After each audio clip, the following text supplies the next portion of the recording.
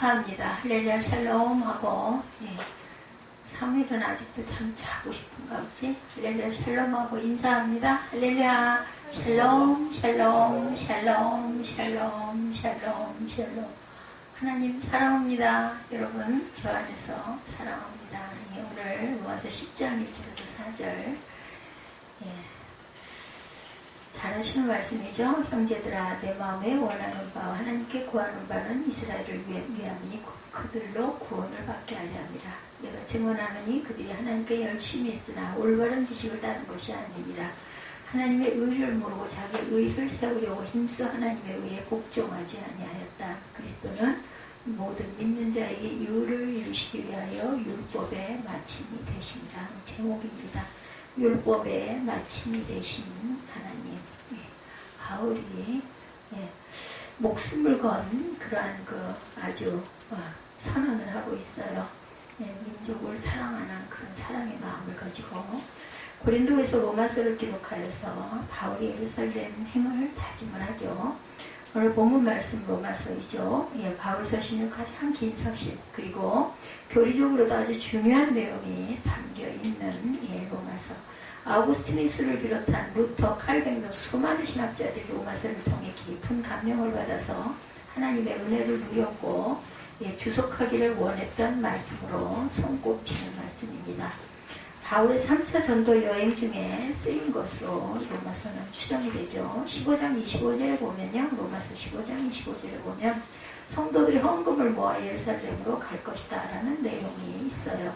즉 로마서는 바울이 예루살렘을 방문하기 이전에 기록된 책이었다.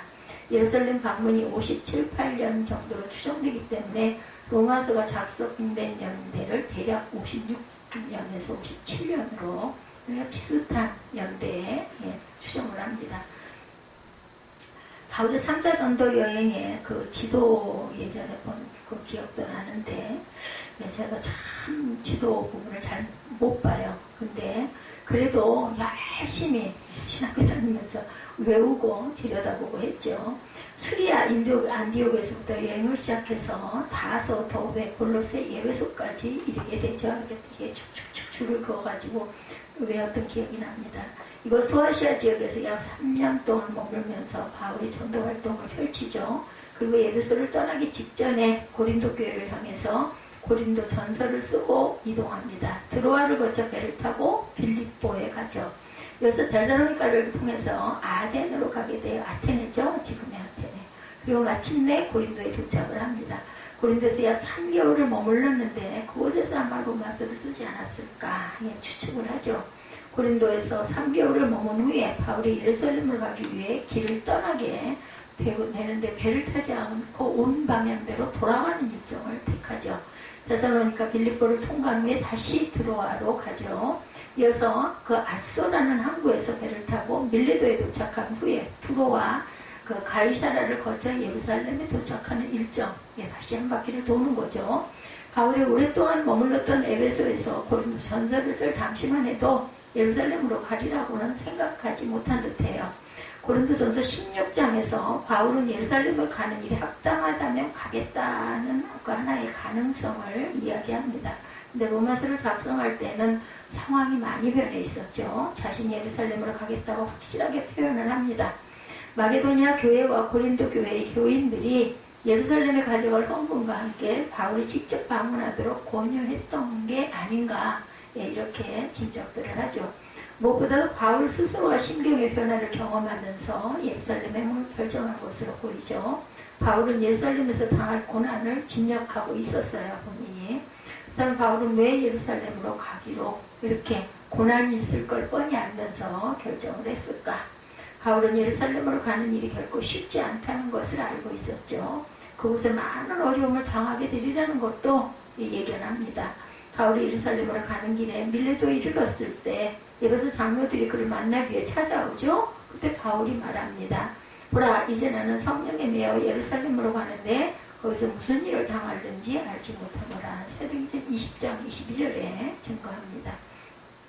그리고 말하죠. 오직 성령이 각 성에서 내게 증언하여 결박과 환난이 나를 기다린다 하시나 내가 달려갈 길과 주 예수께 받은 사명 곧 하나님의 은혜의 복음을 증언하는 일을 마치려 하면은 나의 생명조차 조금도 귀한 것으로 여기지 아니하노라. 보라, 내가 여러분 중에 왕래하며 하나님의 나라를 전파하였으나 이제는 여러분이 다 내 얼굴을 다시 보지 못할 줄 아노라. 이렇게 얘기하고 장로들과 같이 우는 그런 내용이 나오죠. 바로는 이것을 장로들에게 자신의 얼굴 다시 보지 못하리라는 유언의 말을 남기죠. 그만큼 예루살렘 방문이 위태하다는 사실을 본인이 알고 있었던 것. 예루살렘에 간 길에 바로 많은 사람을 통해 예루살렘으로 가면 안 된다는 조언을 계속해서 듣고 말리죠. 밀레도에서 배를 타고 두로에 도착했을 때 7일간 머물렀는데 제자들이 바울에게 가시지 말라고 말리를 많이 하죠.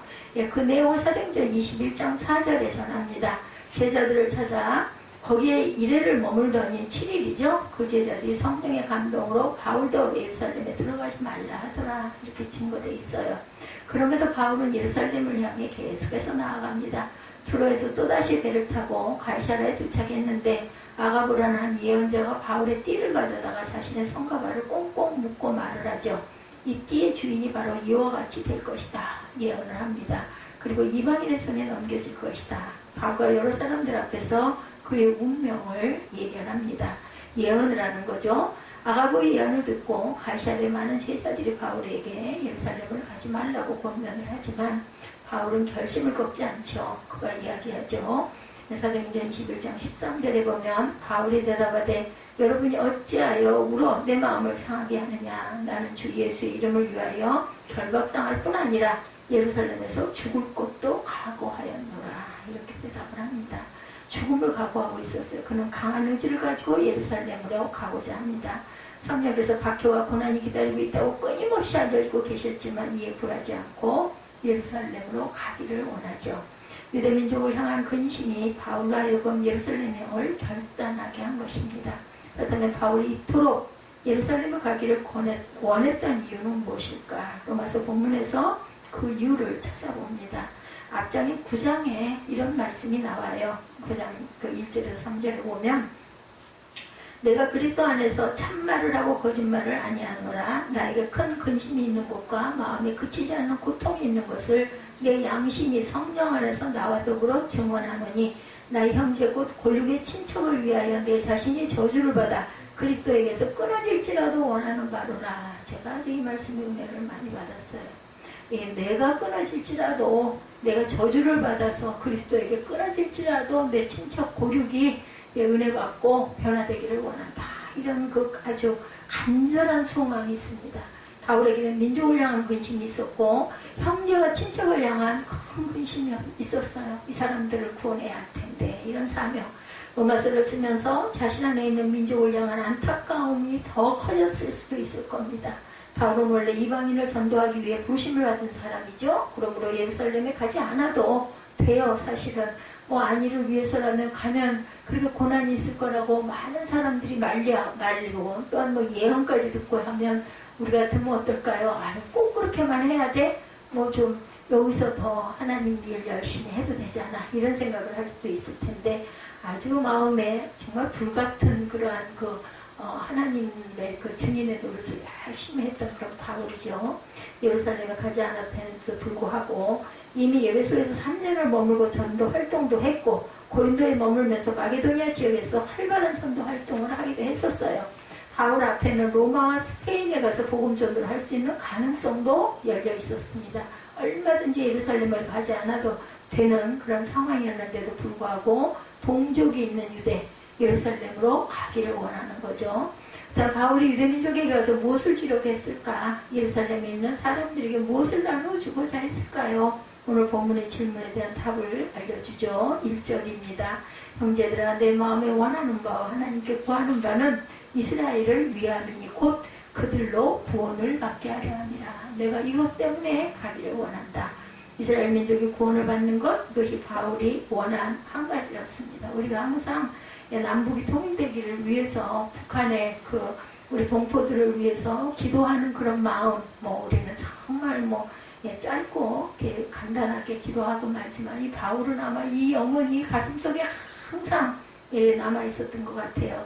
예, 주옥과 같은 말씀이 로마서를 쓰면서 마음속으로 더 깊이 생각했을 것 같습니다. 이 진리의 말씀을 로마의 사람들에게 전하면서 내 민족, 우리 유대인 예루살렘에 있는 백성들에게 전할 수 없단 말인가. 예, 모든 사람들에게 내가 이방인들에게 전하면서 내 동족에게는 전할 수가 없단 말인가. 안타까운 마음이 들었겠죠. 예루살렘에 가기를 원하면서 말합니다. 2절이죠. 내가 증언하노니 그들이 하나님께 열심히 있으나 올바른 지식을 따른 것이 아니니라. 이렇게 말합니다. 바울이 동족인 유대인들을 향해 가진 안타까움, 바로 올바른 지식에 관한 내용이죠. 다시 말해서 지혜이며 깨달음과 관련된 것들을 온전히 깨닫고 있지 못하기 때문에 내가 이걸 증거해서 그들이 깨닫게 했으면 좋겠다. 이런 소망이 있었어요. 유대인들은 스스로 하나님의 백성이라는 의식과 함께 바른 지식을 가지고 살고 있다 믿었을지는 모르겠지만 그들의 지식은 바른 지식이 아니었다. 이것이 바울의 진단입니다. 바울은 동족인 유대인들이 진정한 깨달음을 가지고 참된 자유를 누리며 살기를 원했고 이스라엘 백성이 진리 안에서 참된 행복을 누리며 복된 삶을 살기를 원했던 이유죠. 바울은 유대인들에게 참된 자유, 참된 행복에 이르는 길을 가르쳐주고 싶었던 거예요. 바울이 예루살렘을 방문한 이유는 유대인들과 정치적으로 결합해서 로마와 대항하거나 이스라엘의 독립을 위해 싸우려는 목적이 아니었다라는 것. 경제적으로 유대민족을 번성하게 해서 세계를 이끌 위대한 민족으로 만들기 위함도 아니었습니다.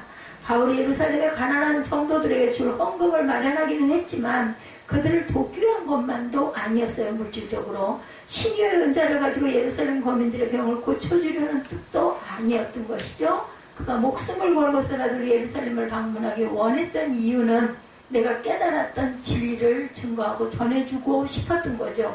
하나님께서 그에게 부어주신 깨달음, 인간은 어떻게 참된 자유를 누릴 수 있겠는가, 세상에 어떻게 참다운 행복으로 나아갈 수 있을까, 이 자고한 질문에 대한 답을 바울은 주님으로부터 받았습니다. 그리고 귀한 보석과 같은 진리, 이 지식을 유대인들이 누리면서 살기를 간절히 원했던 거죠. 동포사랑입니다.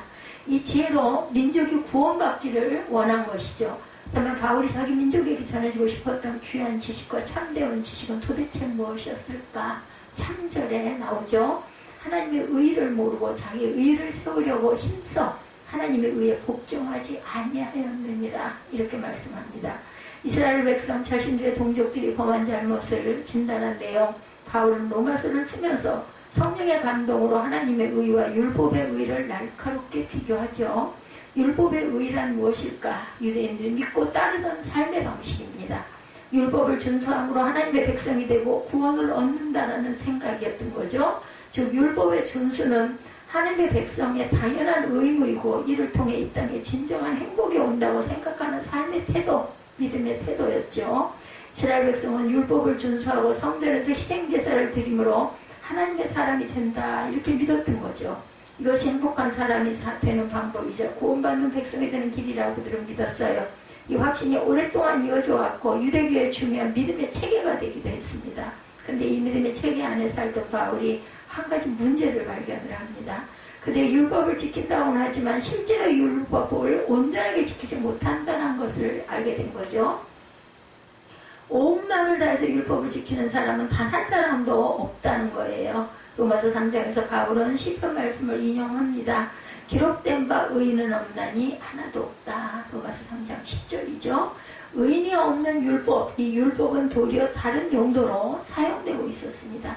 다른 사람들을 정죄하고 죽이는 일에 사용했던 거죠. 더 나아가 겉으로 보여주는 모습을 통해서 율법을 잘 지키는 사람인 듯 허세를 부리고 그것으로부터 존경을 누리는 외식자의 모습이 있던 거예요. 예수께서 세상에 오셔서 바리새인들과 서기관들을 책망하신 이유이기도 하죠. 마태복음 23장 25절입니다. 화 있을진저 외식하는 서기관들과 바리새인들이여 잔과 대접을 겉은 깨끗이 하되 그 안에는 탐욕과 방탕으로 가득하다.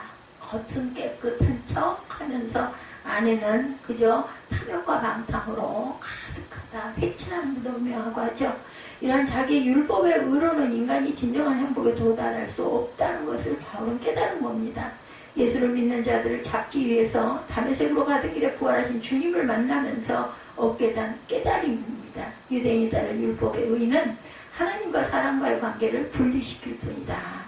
바울은 율법에 충실한 자였어요. 원래는 율법을 어기는 사람을 잡아들이는데 누구보다도 열성적이었던 사람입니다. 그런 그가 율법을 지키고 죄인들을 정죄하기 위해서 다메섹으로 가던 중에 부활하신 주님을 빛 가운데서 만나죠. 엎어지면서 다메섹 선상에서. 그리고 뜻밖의 소리를 듣습니다. 주여 누구십니까? 하고 질문했을 때 나는 내가 박해하는 예수다. 이 음성을 듣게 되는 거죠.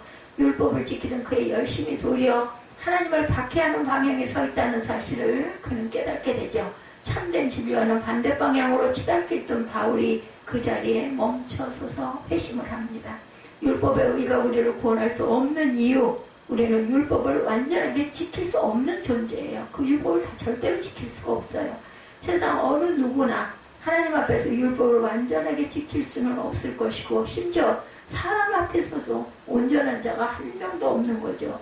그러므로 율법의 의란 자신이 완전하게 되어서 하나님 앞에 스스로 서겠다라는 태도, 완전하게 살지 못하는 사람을 경멸하거나 정죄하며 살겠다는 삶의 태도가 돼버리고 말았다는 거죠.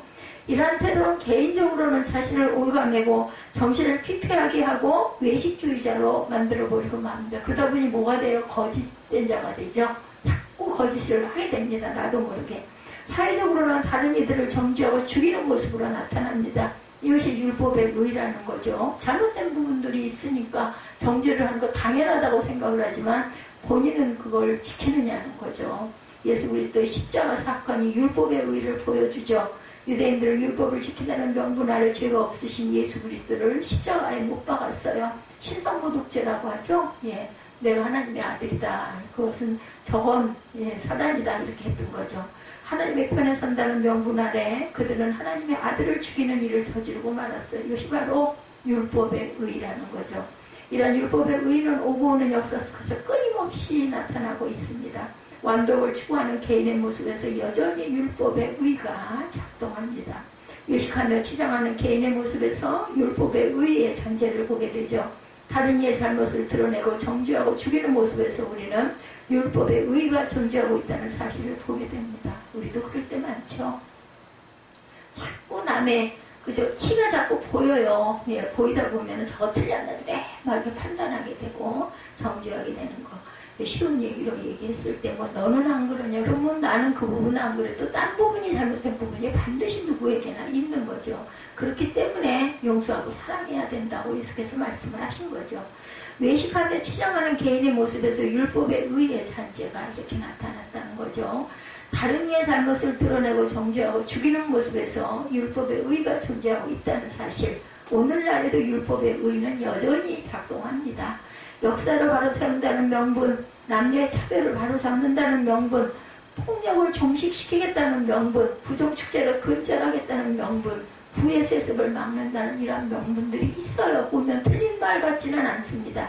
그리고 정의와 공정이라는 이름 아래 벌어지고 있는 이러한 사실들, 물론 율법 준수가 이스라엘 백성에게 건전한 생활과 바른 삶을 독려하였듯이 정의롭고 바른 삶의 태도를 위해 필요하기는 합니다. 그래서 면죄부 그 혁명이 일어났을 때 95개 조항을 써붙인 거기에 보면은 면죄부를 통해서 당연히 잘못했으니까 죄사해 주는 것들을 맡았던 사제들, 그런 사람들은 어떻게 했어요? 발은 틀렸으니까 그 면죄부를 그렇게 해놓고는 네 죄를 사했다 하고 얼마를 받잖아요. 그 분량대로. 그걸 가지고 어떤 하나님의 나라에 귀하게 쓴 게 아니라 인마에 포켓을 한 게 문제인 거죠.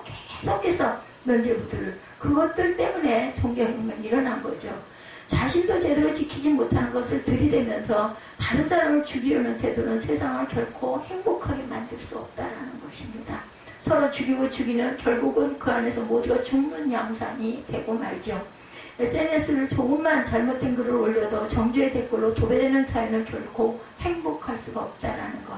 정의로운 사회를 추구하는 보이지만 그 속에는 분노가 있고 사르기가 존재할 뿐이라는 것. 그래서 바울은 예루살렘의 유대인들에게 하나님의 의를 제대로 전합니다.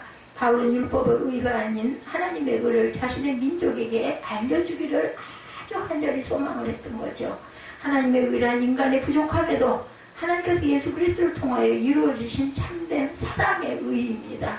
인간은 스스로의 힘으로 율법을 지켜낼 수가 없고 그것을 아신 하나님께서 죄 없으신 유일한 아들 예수를 이 땅에 보내셔서 우리의 형벌을 대신 지게 하심으로 우리를 구원해 주셨죠. 은혜입니다. 은혜. 우리가 자격이 있어서 구원받은 자는 하나도 없어요. 하나님의 은혜로 우리는 구원을 받은 거죠. 우리 자신이 해낸 것이 아니라 하나님께서 우리에게 값없이 주신, 거저 주신 은혜인 겁니다. 그러므로 하나님의 의는 희생으로 시작되고 용서로부터 주어지고 사랑 안에서 주어지는 것. 그래서 우리 또한 이렇게 실천하고 살아가야 된다라는 것. 희생하고 용서하고 사랑하는 그런 은혜를 우리도 끼치면서 왜냐? 받았으니까. 값없이 받았으니까. 내 가장 가까운 내 형제, 내 이웃, 예, 그렇죠? 예, 이렇게 자꾸 사랑하면서 이해하고 용서하는 그런 믿음들이 돼야 된다는 거죠. 부족함에도 불구하고 우리를 받아주셨고 죄인임에도 불구하고 용서해 주시는 것. 하나님의 의가 나타날 때, 용서가 살아날 때 이 세상이 희망의 세상, 소망의 세상이 된다는 것입니다. 요즘에 진정한 사과라는 표현이 많이 등장하고 있지만 용어조차도 잘못 사용한다면 정죄 용어가 될 수 있음을 주의 깊게 보게 됩니다. 용서는 예수 그리스도의 십자가 바로 그곳에서부터 시작이 되는 거죠. 나 같은 죄인 살리신 그 은혜 놀라와 라고 하는 그 자리에서부터 왜 나를 사랑하시는가 라는 물음에서부터 하나님의 의는 시작됩니다. 그래서 나도 너를 정죄하지 않겠다는 단계로 나아가는 거죠. 이것이 바로 하나님의 의입니다. 바울이 자신의 민족을 사랑하고 그들에게 꼭 전하고 싶었던 진리, 복음입니다. 목숨까지 내어놓으면서 이스라엘 백성에게 알려주고 싶었던 참된 번영의 길, 복음의 길, 행복의 길, 참된 지혜, 이것을 전하고 싶었던 바울의 마음. 예, 우리가 항상 3.1절 때가 되면은 예배를 아주 대단하게 드리는 걸 제가 방송에서 종종 봅니다. 예, 그래서 벌써 이제 100여 년이 훌쩍 넘었죠. 믿음의 성도들이 그토록 원했던 것이 무엇이었을까? 왜? 그죠? 그 총칼 앞에, 그죠? 태극기 하나 들고, 그냥 푹 찌르면 죽잖아요. 그런데도 뛰어나갔을까? 16살 된 유관순 열사 같은 그런 아주 어린 소녀도 두려움 없이 달려나갔을까? 나라를 구원하기 위한, 그죠? 평화의 전쟁이었죠. 대한민국만으로, 예, 자유가 주어지지 않았어요. 태극기를 들고 거리로 나갔지만 자유민주주의라는 체제만으로 완전한 번영은 이루어지지도 않습니다. 온 백성이 하나님의 의를 알아 용서를 받아들이고 사랑으로 하나가 될 수 있을 때, 그렇게 참된 진리에 이룰 수 있을 때에만 이 나라는 진정히 살만한 나라가 된다는 것이죠. 참된 자유가 있는 나라, 번영하는 나라가 될 수 있다. 율법의 의만으로는 결코 이룰 수 없는 나라입니다. 고난과 죽음을 예상하면서도 동족의 바른 지식을 전하며 민족의 살기를 제시했던 바울처럼 우리가 정말 통일을 위해서 북한이 우리가 생각하는 것보다 그렇게 못 살지 않는다라는 이야기도 일부에서 들리긴 하지만 분명한 것은 우리들처럼 이렇게 자유롭게 누리면서 살고 있지 않은 건 사실인 것 같아요. 저는 내용을 잘은 모르지만 귀결로 들리는 소리를 들어보면 반대적인 얘기도 많이 나오지만 정확한 것은 자유가 없는 것만은 사실인 것 같습니다. 교회를 세우고 싶다고 교회를 마음대로 세울 수 없잖아요. 그쪽에는 예배를 드리고 싶다고 예배를 마음대로 드릴 수가 없어요. 그러니까 오죽이 나오면 숨죽여서 숨어서 밤중에 이불을 뒤집어 쓰고 그 라디오를 그래서 선교의 도구로 하나씩 10,000원이면 산다면서요. 그런 것들을 많은 사람들에게 나눠주기도 하죠. 그걸 가지고 정말 귀에다 리시버를 꽂고 듣는, 그러면서 예배를 드리는 그런 사람들 다 그렇게들 드리는 거니 우리가 얼마나 자유롭습니까? 이렇게 넓은 데서 누가 뭘 할 사람 없이 예배 드릴 수 있는 거 정말 은혜고 축복이라는 생각을 합니다. 예, 민족을 살리는 길, 그분의 의를 세상에 전하는 주님의 귀한 저와 여러분들이 되셔야 할 줄로 믿습니다. 추우시면 뒤에 끄셔도 됩니다. 제가 이걸 못 누르고 있어요. 이 민족의 살 길, 서로 싸우는 상황 속에 이념과 이념이 대립하고 이득과 이득이 싸우는 상황 속에서 민족을 살릴 수 있는 길이 도대체 어디 있겠는가? 율법의 의, 정죄의 의, 이것을 가지고는 민족을 살릴 수가 없다라는 것. 하나님의 의와 사랑과 용서와 자비와 희생을 통해서만이 이 나라에 희망이 있고 민족이 살 수 있다라는 것, 그리고 남과 북도 통일이 될 수 있다라는 것, 하나님께서 우리에게 알려주셨기에 우리가 이 사실을 잘 알고 있습니다. 소망에 온 그 성도가 하나님의 의를 가장 펼쳐내는 주님의 귀한 하나님의 나라, 하나님의 교회, 또한 저와 여러분들이 되시기를 주님의 이름으로 축복합니다. 오늘은 로마서 10장 1절에서 4절 말씀을 통해서 바울의 목숨을 건 민족 사랑, 이렇게 자기의 목숨을 걸었어요. 안 해도 되는 일을 행하면서까지 내 동족에게 내가 이것을 증거하면 나는 그냥 하나님이 나를 잊어버리시고 내가 그 하늘의 롱부에서 빠진다 할지라도 내 민족이 구원받기를 원한다. 쭉이나 하면 이렇게 간절한 마음으로 기도할 수 있었겠는가. 이 마음을 본받는 내가 혼자 살 것이 아니라 내 민족을 살리고, 그것이 바로 내 자녀와 내 이웃이 사는 방법이고 내 배우자가 사는 방법이라는 것, 내 부모가 사는 방법이라는 것을 잊지 않는 저와 여러분들이 되시기를 주님의 이름으로 축복합니다.